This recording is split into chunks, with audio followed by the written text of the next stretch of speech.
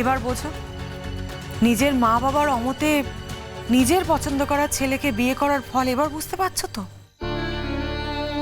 আমি জানি তো আমাকে সারাটা জীবন ধরে এখন এই কথা শুনে যেতে হবে। কাউকে বিশ্বাস করাটা কি অপরাধ মেজো জেঠু?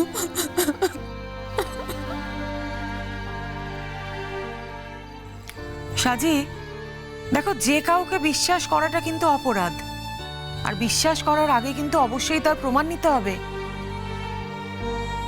এখন একটু চুপ কর না, ঠিক এক্ষুনি এই কথাগুলো বলতে হবে? শুনতে দে কি বলে মেয়েটা।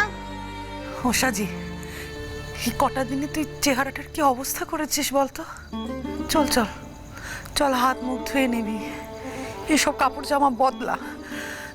কিছু পেটে পড়েছে? হ্যাঁ, খাওয়া দাওয়া? আমার খুব খিদে পেয়েছে বৌদি ভাই, একটু কিছু খেতে দেবে আমাকে? আমি আসার সময় বাবা গাড়িতে একটু জল দিয়েছিল, আমার খুব খিদে পেয়েছে। আচ্ছা, ওকে ওকে কোথায় পাঠিয়েছিল ওরা? আচ্ছা বেশ, তোমরা যখন এত করেই জানতে চাইছো আমি বলে দিচ্ছি। কারণ এই জিনিস লুকিয়ে রাখা যাবে না গুনগুন, আজ নয়তো কাল জানতেই পারবে। সাজিকে ওরা খারাপ জায়গায় রেখে এসেছিল। কি? হ্যাঁ, কি বললি? কি বলছো ঠাকুরপো? হ্যাঁ মেচকা, আমি জানতাম কিন্তু বলতে চাইনি, কারণ তোমরা শুনলে সহ্য করতে পারতে না। না জ্যাঠাই, ওর কোনো ক্ষতি হয়নি, তবে আজকের রাতে আমরা যদি ওখানে না পৌঁছতে পারতাম তাহলে হয়তো ভয়ঙ্কর কিছু হতো, তবে কিছু হয়নি। আজকে যদি আমরা না যেতাম তাহলে হয়তো আমরা আর ওকে কোনোদিনও ওখান থেকে বার করতে পারতাম না, হয়তো ও নিজেই বেরোতো না। কিন্তু কি বলতো, এই পরিবারে জন্মানোর জন্য কিছু আশীর্বাদ তো থাকে না, সেই জন্যই ওর কোনো ক্ষতি করতে দেয়নি। ও দরজা বন্ধ করে রেখেছিল, ও অ্যালাউ করেনি কাউকে আসতে। হয়তো আমি কাউকে খুনই করে ফেলতাম, শেষ করে ফেলতাম, হয়তো জেলও হতো, হয়তো হয়তো ফাঁসিও হয়ে যেত যেটাই। কিন্তু বিশ্বাস করো, আমি শেষ পর্যন্ত এবারে সম্মান রক্ষা করতে পেরেছি। বিশ্বাস করো, বিশ্বাস করো যেটাই।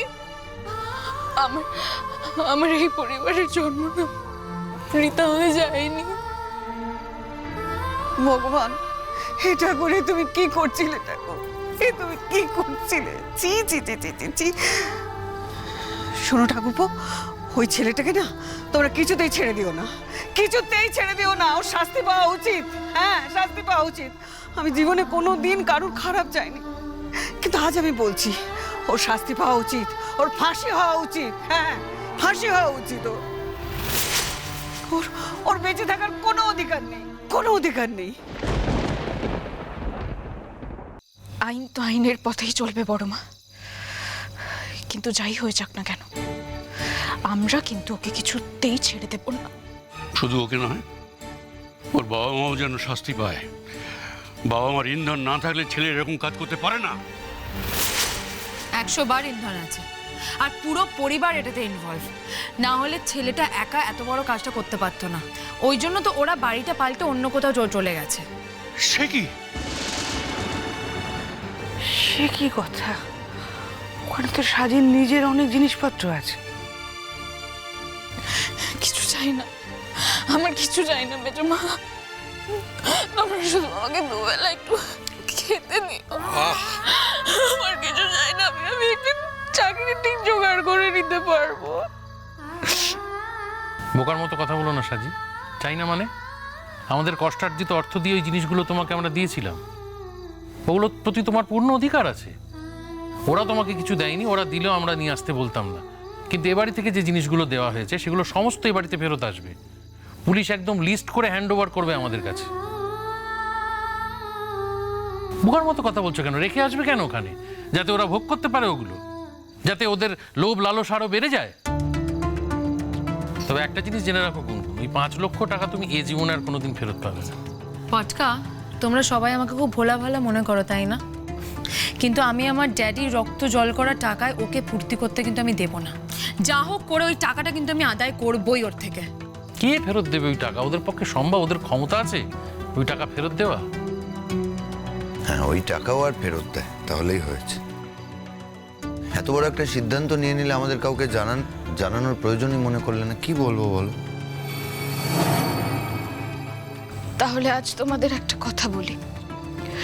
গুনগুন, তোমার মনে আছে সেদিন বাড়ির প্রত্যেকে আমার উপর রেগে গিয়েছিল? আমি তোমাকে বারবার বারণ করেছিলাম যে ওর সাথে কোনো পার্সোনাল কনভারসেশনে যেও না। আমি তো কাউকে কিছু বোঝাতে পারিনি। আমি জানতাম ও তোমার সাথে আলাদা কথা বললেই তোমার কাছ থেকে টাকা চাইবে। বিশ্বাস করো, আমি আটকাতে পারিনি। তোমরা সবাই আমাকে ভুল বুঝেছো। আমি যদি জানতাম যে এমনটা হবে, আমি টাকাগুলো তোমায় দিতাম না। কিন্তু না, তোমরা সবাই আমায় ভুল বুঝলে, আর আলটিমেটলি সেটাই হলো।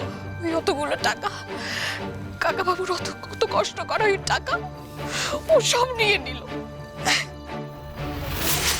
ওই টাকা আর ফেরত পাওয়া যাবে না। টাকা নিয়ে ভেবেও আর কোনো লাভ নেই। কোথা থেকে ফেরত দেবে? ফেরত দেওয়ার কোনো পরিস্থিতিই নেই। টাকার চিন্তা মাথা থেকে বাদ দিয়ে দাও। ওকে তো ওই টাকাটা দিতেই হবে।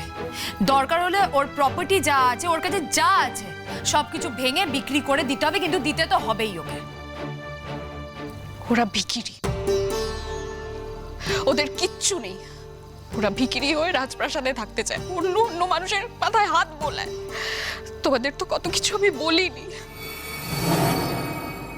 বিয়ের পর হঠাৎ আমি জানতে পারি যে ওর আরো 2টো বিয়ে ছিল। সে কি কথা? এসব তুমি জেনেও আমাদের বলনি কেন? একটা বউ তো অলরেডি মরেই গেছে, আর একজনের সাথে ডিভোর্স হয়ে গেছে। কি বলছো তুমি?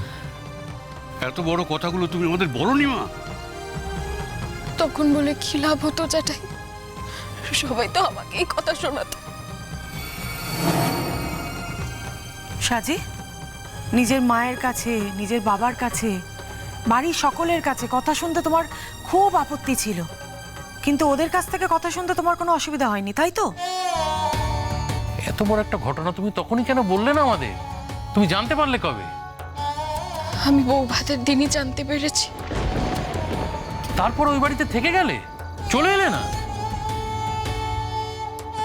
কিন্তু আমি না বলে পারছি না সাজি। তুই নিজেকে কোথায় নামিয়েছিলি একবার ভেবে দেখেছিস? আরে ও কি? তুই তারপরও ছেলেটার সঙ্গে থাকলি কি করে রে? আমি যদি আজকে সাজির জায়গায় থাকতাম না, তাহলে সেই রাতে ওকে আমি শিক্ষা দিয়ে তবে আসতাম। আমি যখন ওকে জিজ্ঞেস করেছিলাম, ও বলেছিল ওই আত্মীয় স্বজনেরা নাকি ওদের শত্রু, ওদের কি নাকি ওটা সহ্য করতে পারে না। আমি তো বুঝতে পারিনি।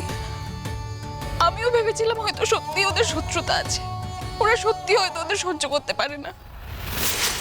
আমি তো ওকে ভালোবেসেছিলাম জ্যাঠাই। যাকে ভালোবেসে বিয়ে করেছি তাকে বিশ্বাস করব না? তাকে বিশ্বাস না করে কি করে থাকতাম বলো তো? ভালোবেসেছো তুমি? তুমি তো বুঝতেই পারোনি যে ও তোমাকে ভালোবেসেছে কিনা।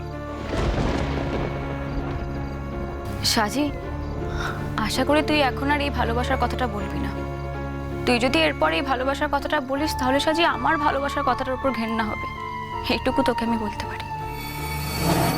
ভালোবাসা, এই জীবনে আমি ভালোবাসার হাত থেকে মুক্তি পেতে চাই চিনিদি। আর চাই ভালোবাসা চাই না। আমার সত্যি আর ভালোবাসা চাই না। আমি চাকরি করে নিজের পায়ে দাঁড়াবো। আমি তাই করবো। আমি চাকরি করব, সেটাই আমি নিজের পায়ে দাঁড়াবো। তোমরা শুধু আমাকে একটু জায়গা দিও। তারপরে আমি কোথায় যাবো বলো? কাঁদিস না, চুপ কর তো।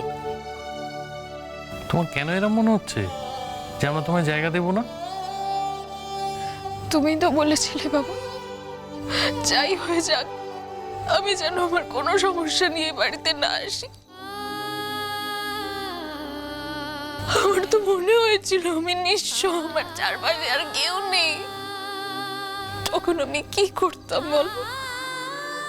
কোথায় যেত। তাই আমি ভেবেছিলাম আমার সমস্যাটা তো আমাকেই মেটাতে হবে, তাই আর কাউকে কিছু বলিনি।